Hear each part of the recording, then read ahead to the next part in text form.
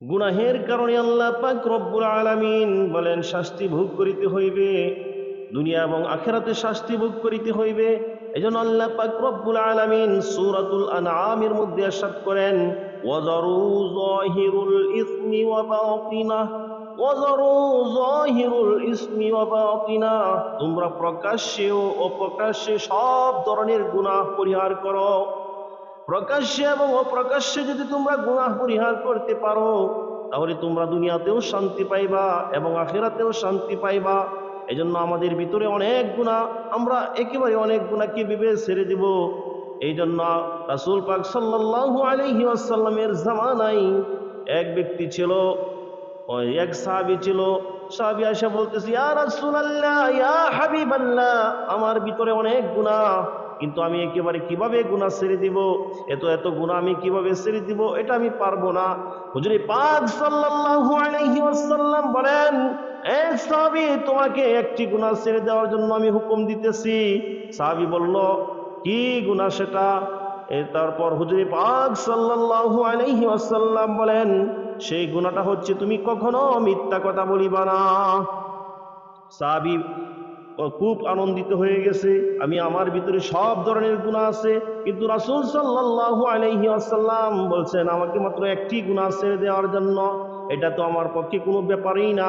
তারপর বাড়িতে যখন চলে গিয়েছে, মুসলমানি ভাইয়েরা আমার, বাড়িতে যাওয়ার পরে কয়েকদিন পরে সে, তার অভ্যাস ছিল মদ পান করার অভ্যাস ছিল, শরাব পান করত।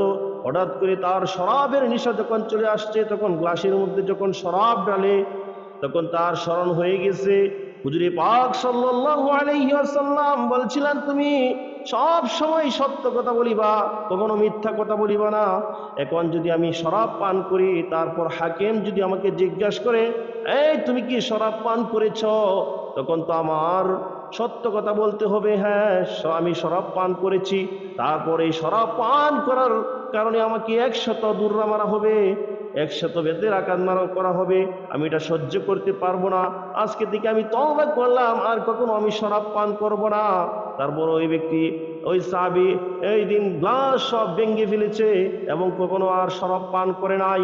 তারপরে এই সাহাবী তার জীবন অতিবাহিত করতেছে, হঠাৎ করে তার সামনে একটি মহিলা চলে আসছে। যখন মহিলা চলে আসছে, তখন সে তার দিকে আকর্ষণ হয়ে গেছে, তাকে আকর্ষণ হয়ে গেছে, তার দিকে জিনার ধাবিত হয়ে যাচ্ছে। তারপর স্মরণ হয়ে যাচ্ছে হুজুরে পাক সাল্লাল্লাহু আলাইহি ওয়াসাল্লামের কথা। হুজুরে পাক সাল্লাল্লাহু আলাইহি ওয়াসাল্লাম বলেছিলেন, হে সাহাবী, তুমি সত্য কথা বলিবা।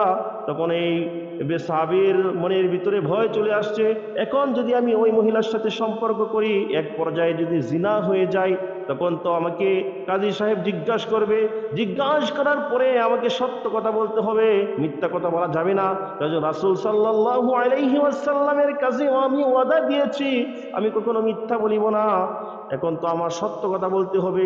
তারপর আমি সত্য কথা বলার কারণে আমাকে পাথর মারিয়ে আমাকে নিক্ষেপ করা হবে। এই অত্যাচার এবং এই অপমান আমি সহ্য করতে পারবো না। ওই দিন থেকে তওবা করেছে, সে কখনো বেপরদাভাবে চলবে না, কোনো জিনা করবে না। তারপর দিন অতিবাহিত হচ্ছে, হঠাৎ করে কিছুদিন পরে মসজিদে আগমন করিল। তার চুরির অভ্যাস ছিল। তারপর যখন নাকি মসজিদে আগমন করিল, আগমন করার পরে দেখে এক মুসাফির, সে মসজিদে হেলান দিয়ে ঘুমাচ্ছে। তারপর তার মাথার কাছে ছিল একটি স্বর্ণ মুদ্রার থলি। মনে মনে ভাবতেছে, মুসাফির যেহেতু ঘুমানো অবস্থায়, তার মাথার পাশেই দেখা যাচ্ছে টাকার থলি, এই থলিটা আমি নিয়ে যাব। তারপর আবার স্মরণ হয়ে গেছে, রাসূল সাল্লাল্লাহু আলাইহি ওয়াসাল্লাম বলছে আমাকে একটি গুনাহ ছেড়ে দিতে, আমাকে সত্য কথা বলতে।